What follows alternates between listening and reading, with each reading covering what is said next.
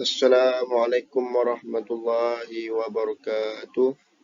Bismillahirrahmanirrahim. Saya mewakili kumpulan 1 subjek VKMB 1011 Pembangunan Masyarakat 1. Saya akan memperkenalkan ahli kumpulan saya, dimulai dengan ketua kumpulan saya 289 366 Muhammad Nazrul Syafiq bin Zubair. Saya 288 994 Abdul Munir bin Umar. 289 070 Masyafizah Amirah binti Muhammad Rasidi. 288 997 Hafzah Nizam bin Muhammad Noh. Dan yang terakhir 289 207 Saifullah bin Yaakob.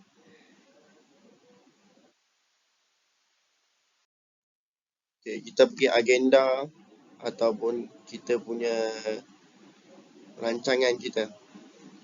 Saya akan mulakan dengan pembentangan pendahuluan. Lepas tu kita pergi ke objektif, matlamat, tema. Lepas tu kita bincang perancangan pelaksanaan. Lepas tu kita akan membincangkan ahli jawatan kuasa. Lepas tu kita akan membincangkan pendapatan perbelanjaan kita yang kita akan buat.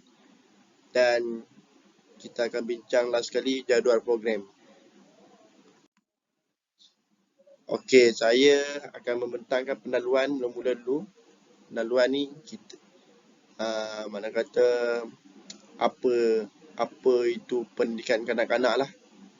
Pendidikan awal kanak-kanak saya akan bagi tahulah. Okey, pendidikan awal kanak-kanak adalah istilah yang merujuk kepada tempoh masa pembelajaran kanak-kanak dari lahir hingga umur 8 tahun. The National Association for the Education of Young Children menerangkan bahawa program pendidikan kanak-kanak yang memberi layanan, asuhan dan bimbingan kepada kanak-kanak.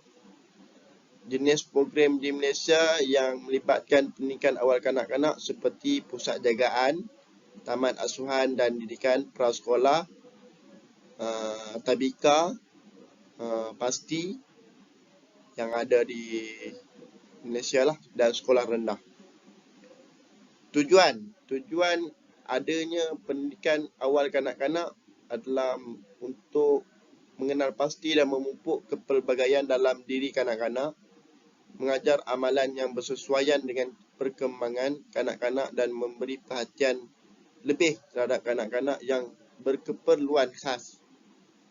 Lepas kita akan pergi golongan yang terlibat dengan pendidikan awal kanak-kanak adalah yang paling dekat, mana kata dalam mendidik kanak-kanak ni, golongan yang paling dekat dengan mereka adalah ibu. Tentu sekali ibu bapa dengan guru. Yang terlibat paling dekat, yang paling rapat dengan kanak-kanak adalah ibu bapa dan guru yang memainkan peranan sangat penting dalam mendidik kanak-kanak tersebut. Objektif pendidikan awal kanak-kanak adalah satu proses meningkatkan potensi yang seimbang dari segi jasmani, emosi, rohani, intelek dan sosial dalam usaha mengenal diri dan mengetahui tujuan hidup. Setelah projek ini dilaksanakan, peserta akan dapat ataupun murid-murid ataupun kanak-kanak tadika ni, dia akan dapat mengenal pasti kelebihan dan keistimewaan yang ada pada diri diorang, di masing-masing. Dapat mengenal pastilah apa dalam diri diorang, ada kelebihan apa, istimewa diorang. Itu yang kedua, memupuk semangat kerjasama dalam berkumpulan. Yang ketiga, mengenal pasti kepentingan pendidikan awal kanak-kanak. Yang keempat, mengembangkan potensi kepimpinan apabila melakukan aktiviti bersama kanak-kanak. Yang terakhir, menanamkan sifat kasih sayang terhadap kanak-kanak. Seterusnya kita pergi kepada matlamat.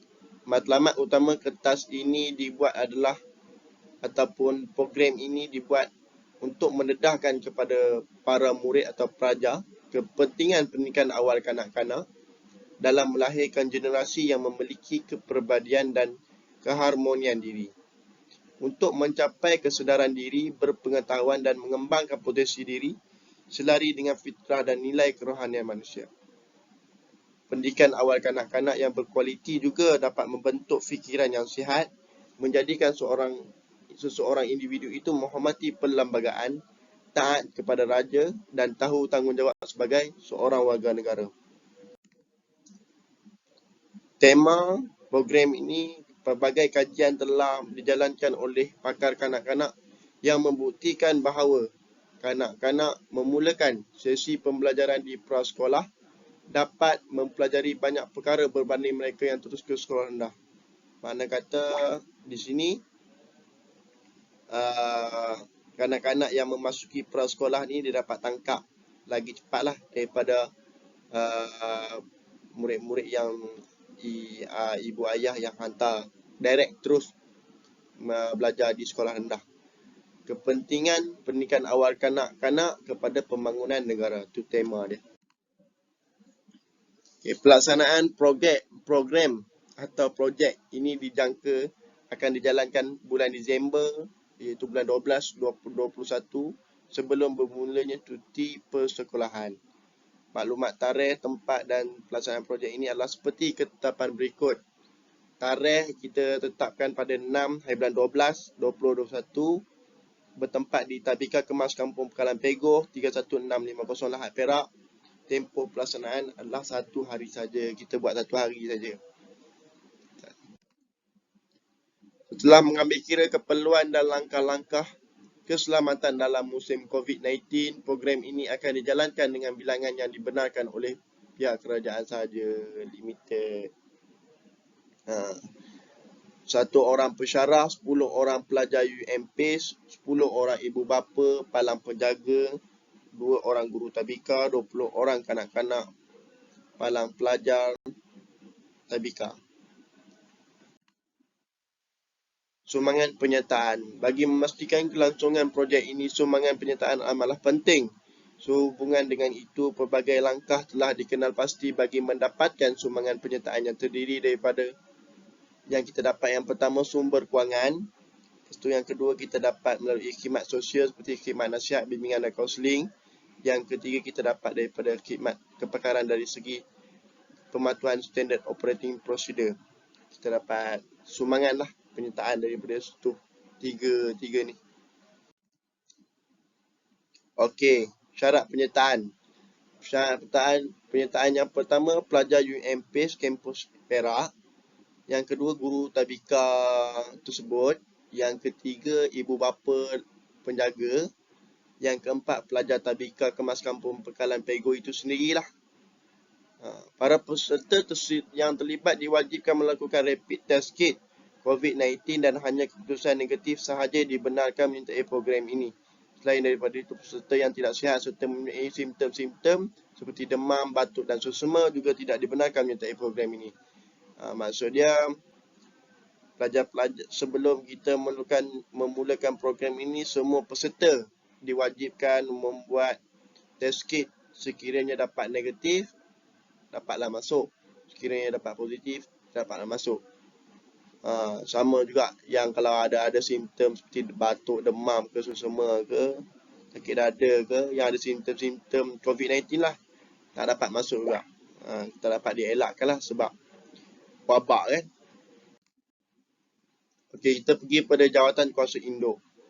Penaung Prof. Madya Dr. Nur Hasimah binti Ismail, penasihat Dr. Azizah binti Muhammad Yusof, pengarah program Muhammad Nazrul Syafiq bin Zubair. Jawatan kuasa pelaksanaan ataupun orang kata gerak kerja. Penasihat Dr. Azizah binti Muhammad Yusof, dokumentasi dan fotografi Muhammad Nazrul Syafiq bin Zubair, AJK Makanan Masyafiza Amirah binti Muhammad Rasidi, AJK Pengangkutan Afzal Nizam bin Muhammad Noh, AJK Keselamatan Kebajikan Abdul Munir bin Umar, AJK Cenderamata Saifullah bin Yaakob, AJK Pencernaan dan Sukan Muhammad Iskandar bin Syafi'i. Okay, pendapatan. Kita kira daripada kutipan ahli dulu. Kita mula kutipan ahli. Kutipan ahli RM50 kali 26 orang. Kita dapat 1,300. Sumbangan ibu bapa RM30 kali 20 orang, 600. Lain-lain sumbangan RM100, 500. Total semua sekali 2,400. Pembelanjaan yang akan dikeluarkan oleh kita nanti. Okey, sarapan pagi jumlah dia 320. Sarapan pagi VIP yang kita bincang hari tu penaung kita, lepas tu penasihat Dr. Azizah, lepas tu guru-guru tabika, itulah sarapan pagi VIP. Lepas tu makan tengah hari. Jumlah dia 400. Lepas tu jamuan VIP, samalah jamuan VIP. Cenderamata VIP 200. Goodies ibu bapa 200. Goodies pelajar 230. Pengangkutan sewaan van 500. Itu kita bincang. Pengangkutan sewaan van ni tak payah sebab Politeknik Politeknik pula, UUM Sintok, dia boleh minta buat permohonan, iaitu doktor beritahu, Dr. Azizah beritahu boleh buat permohonan. Lepas tu petrol 200, banner 60, dokumentasi 20, barangan aktiviti 40. Barangan betul tu RTC COVID-19 pun maksudnya itu doktor bagi tahulah, kita tak payah, akan dapat lah. Dapat, kita akan buat surat, kita buat permohonan, kita akan dapat. Lepas tu kalau kira jumlah semua ni 2,391.50 sen. Okey, jadual program ataupun nak kata masa lah. Okey, kita bermula dari pukul 7 pagi, kita berkumpul di UUM PACE Ipoh Perak ataupun di inilah Politeknik Umpama tu. Okey, semua peserta dijalankan saringan PCR lah. Semua bas semua tunggu di situ lah. Lepas tu 7.30 pagi kita gerak. Kita gerak ke UUM PACE Ipoh Perak. Bertolak dari, bukan bertolak ke, bertolak dari. Lepas tu pukul 8 pagi kita sampai di Tabika Kemas Kampung Pekalan Pegoh. Lepas tu sampai di sana kita sarapan pagi. Selepas sarapan pagi, kita akan aktiviti suai kenal dengan pelajar. Lepas tu pukul 9 pagi aktiviti berkumpulan pelajar tentang pendidikan awal kanak-kanak. Itu bincang dengan doktor 8.30 pagi. Yang sesi suai kenal tu tak payah lama sangat. Tak payah buat lama sangat. Pendekkan sikit, kejap je kot. Kejap je yang itu doktor beritahu. 10 pagi pertandingan mewarna. 11 pagi penyampaian hadiah pertandingan mewarna. 12 tengah hari rehat, makan tengah hari solat. 1.30 petang aktiviti bermain di dalam kelas, menguji dari aktiviti kanak-kanak. Lepas tu doktor cakap pembetulan di itulah, kita kena adjust rehat tu panjang sikit, 12 sampai pukul 2.30 ke pukul 2 ke. Kita kena adjust kat situ. Lepas tu pukul 2 petang majlis penutup dan penyampaian cendera mata. 2.30 petang sesi bergambar. 3 petang bertolak pulang ke UUM PACE Ipoh. Lepas tu bersurai. Sekian, terima kasih. Terima kasih kepada Dr. Azizah kerana memberi tunjuk ajar yang baik kepada kami. Assalamualaikum warahmatullahi wabarakatuh. Bye-bye.